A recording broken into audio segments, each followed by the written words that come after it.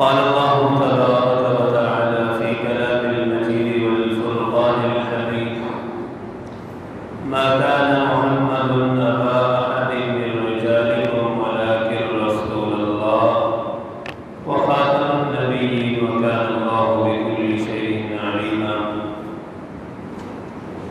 میرے محترم دوستو،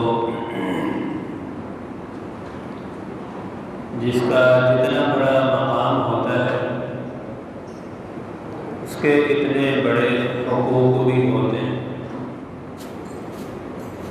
جیسے والدین ہیں، بڑے ہیں تو ان کے حقوق بھی اتنے بڑے ہیں۔ بڑے بھائی ہیں تو بڑے ہونے کے لحاظ سے ان کے حقوق بھی بڑے ہیں۔ سو اس طرح امام الانبیاء صلی اللہ علیہ وسلم دنیا میں اللہ کے بعد سب سے بڑے ہیں،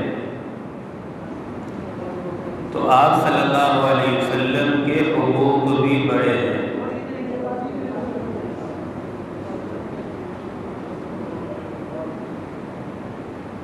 آپ صلی اللہ علیہ وسلم ہمارے امیر ہیں، ہمارے حاکم ہیں، ہم نبی کریم صلی اللہ علیہ وسلم کے امتی اور محکوم ہیں۔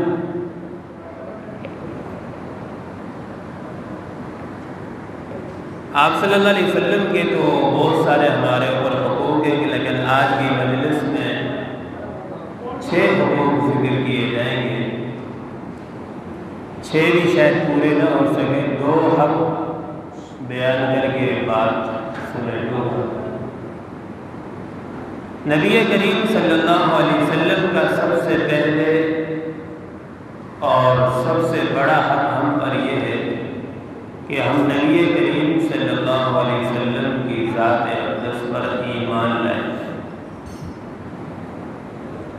قرآن مجید میں اللہ تعالیٰ نے ارشاد فرمایا، اس کا حکم دیا، اِنَّا أَرْسَلْنَاكَ شَاهِدًا وَمُبَشِّرًا وَنَذِيرًا لِتُؤْمِنُوا بِاللَّهِ وَرَسُولِهِ۔ حق تو یہی ہے کہ تم اللہ اور اس کے رسول پر ایمان لاؤ۔ دوسری جگہ ارشاد فرمایا، فَآمِنُوا بِاللَّهِ وَرَسُولِهِ وَالنُّورِ الَّذِي أَنزَلْنَا۔ ایمان لاؤ اللہ اور اس کے رسول پر، وَالنُّورِ الَّذِي أَنزَلْنَا، اور جو اللہ تعالیٰ نے کتاب نازل فرمائی ہے قرآن مجید، اس پر بھی ایمان لاؤ۔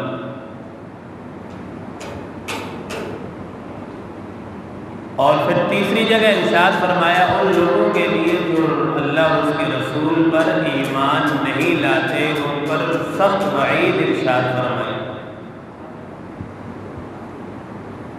وَمَن لَّمْ يُؤْمِن بِاللَّهِ وَرَسُولِهِ فَإِنَّا أَعْتَدْنَا لِلْكَافِرِينَ سَعِيرًا۔ جو اللہ اور اس کے رسول پر ایمان نہیں لاتے تو ان کا تو اسلام سے کوئی تعلق ہی نہیں ہے، وہ تو کافر ہے، وہ مسلمان تو ہے ہی نہیں، وہ کافر ہے۔ اب کافروں کے لیے اللہ پاک ارشاد فرماتے ہیں، فَإِنَّا أَعْتَدْنَا لِلْكَافِرِينَ سَعِيرًا، ہم نے ان کے لیے جہنم کی آگ اور دردناک قسم کا عذاب تیار کر رکھا ہے۔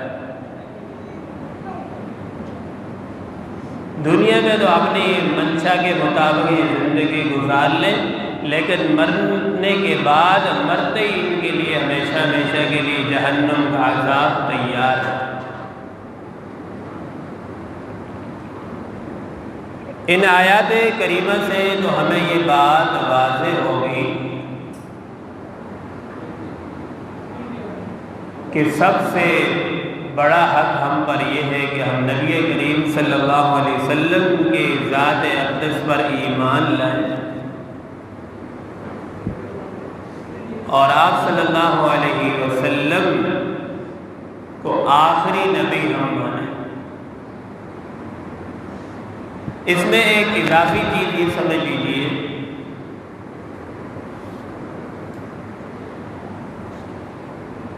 کہ جتنے بھی اللہ تعالیٰ نے انبیاء بھیجے ہیں سب کے سب پر ہم نے ایمان لانا ہے اجمالی طور پر، کہ جتنے بھی انبیاء آئے ہیں سب کے سب سچے ہیں۔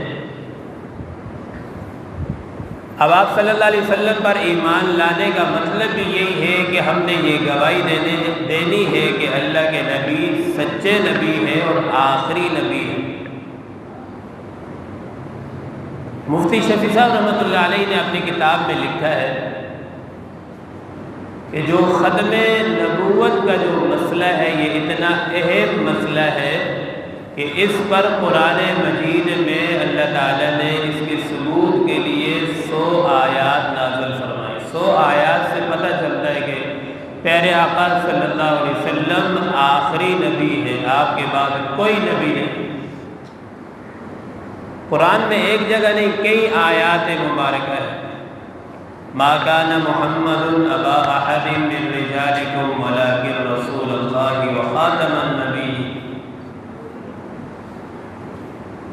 محمد مصطفیٰ صلی اللہ علیہ وسلم مردوں میں سے کسی کے تم میں سے کسی کے وہ باپ نہیں ہے، ولیکن رسول اللہ وسیع اللہ کے رسول ہیں، وخاتم النبیین اور آخری نبی ہیں۔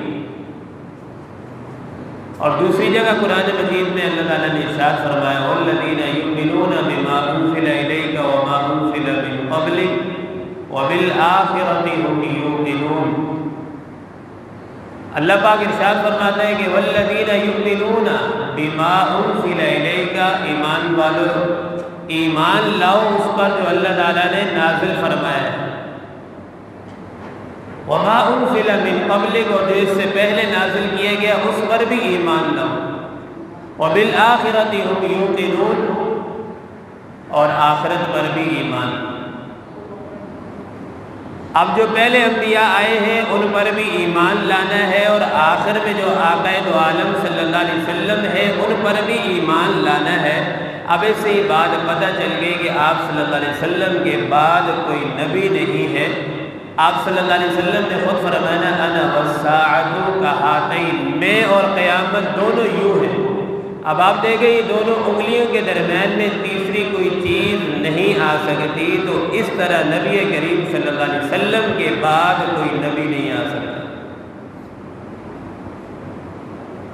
یہ عقیدہ اتنا اہم ہے، جس طرح ہم یہ ایمان لاتے ہیں کہ اللہ وحدہ لا شریک ذات ہے، اس کا کوئی شریک نہیں ہے، اس طرح ہم نے عقیدہ نبوت پر بھی یہ ایمان لانا ہے کہ پیارے آقا صلی اللہ علیہ وسلم کے بعد بھی کوئی نبی نہیں آ سکتا۔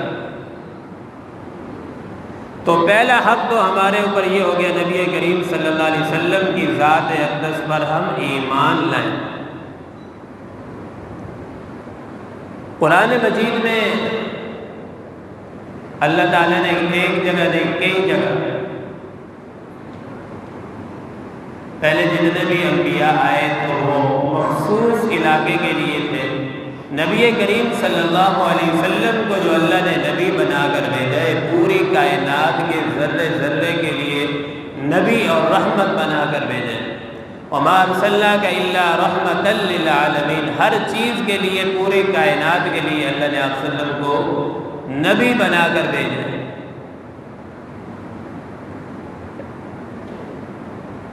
پیارے آقا صلی اللہ علیہ وسلم کا ارشاد مبارک ہے، ترمذی شریف میں حضرت انس بن مالک رضی اللہ تعالیٰ عنہ سے روایت ہے، نبی کریم صلی اللہ علیہ وسلم ارشاد فرماتے ہیں اِنَّهُ سَيَكُونُ فِي أُمَّتِي کذابون ثلاثون۔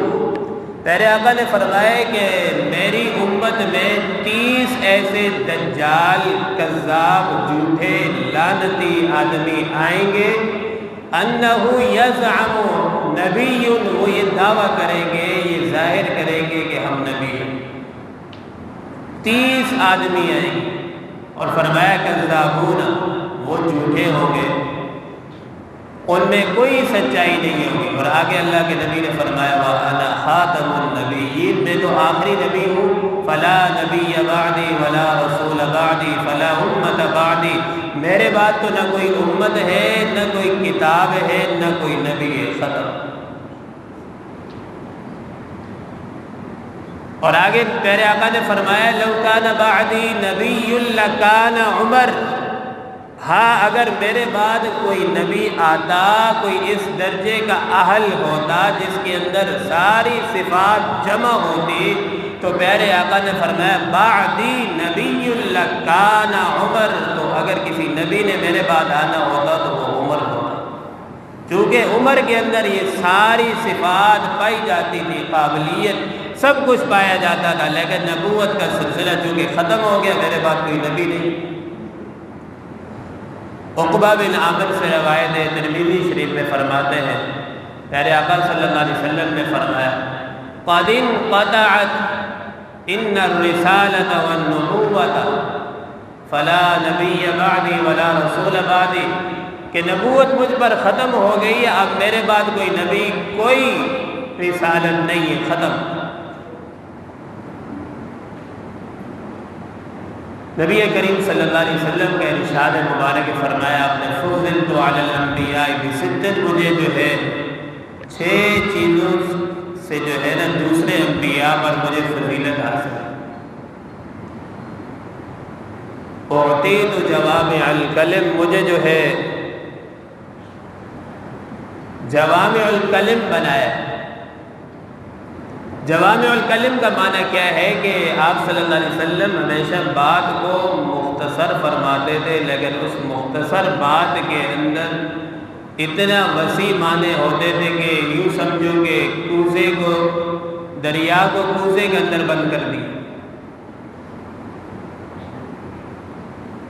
جیسے آپ صلی اللہ علیہ وسلم کی کئی دعائیں مقبول ہیں، اللہم انا نسألک من خیر کل، ہر طرح کی خیر مانگنا، اس 2 جملے کے اندر بند کر دی، وَنَعُوذُ بِكَ مِن شَرِّ كُلِّ، ہر قسم کے شر سے پناہ مانگنا، یہ 2 جملوں کے اندر جو ہے نا ساری دعائیں شامل ہو۔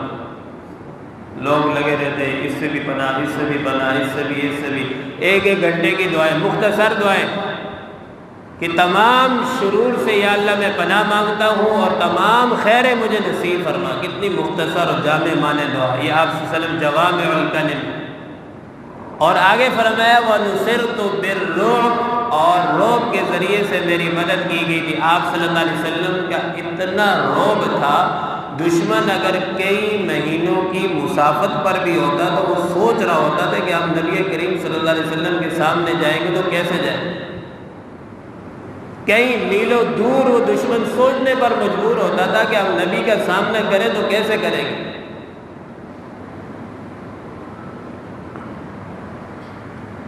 اور لیل غنائم، تیسری فضیلت دوسری انبیاء سے مختلف جو آپ صلی اللہ علیہ وسلم کو عطا کی گئی تھی وہ یہ تھی کہ مال غنیمت پہلی امتوں پر حلال نہیں تھا۔ پہلے حکم یہ ہوتا تھا کہ کافروں سے اگر مال غنیمت ملتا ہے اس کو سامنے رکھ دو، آگ جلا دے گی، ختم، کسی کو اجازت نہیں ہے استعمال کرنے کی۔ لیکن آپ صلی اللہ علیہ وسلم کو یہ فضیلت عطا کی گئی کہ آپ صلی اللہ علیہ وسلم کے لیے مال غنیمت کو حلال فرما دیا کہ جو کافروں سے جہاد مال غنیمت آئے گا اسے خود بھی کھا سکتے ہیں اور دیگر مسلمان بھی کھا سکتے ہیں۔ اور اسی طریقے سے چوتھی فضیلت نبی کریم صلی اللہ علیہ وسلم کو یہ عطا فرمائی وَجُعِلَتْ لِيَ الْأَرْضُ مَسْجِدًا طَهُورًا۔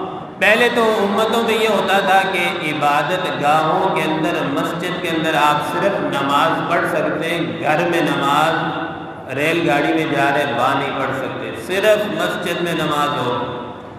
لیکن آپ صلی اللہ علیہ وسلم کو یہ خصوصیت عطا فرمائی کہ آپ ریل گاڑی میں ہیں، گھر میں ہیں، جہاں رکے ہوئے اور وقت داخل ہو گیا نماز وہیں پڑھنا شروع کر، پوری زمین کو پاک فرما دیے گئے۔ پانی نہیں مل رہا، پہلے تیمم کا حکم نہیں تھا، آپ صلی اللہ علیہ وسلم کی یہ خصوصیت اس امت کو عطا کیا گیا کہ پانی نہیں میسر، جس مٹی سے جاؤ، جہاں چاہو مٹی سے تیمم کرو، مٹی پاک۔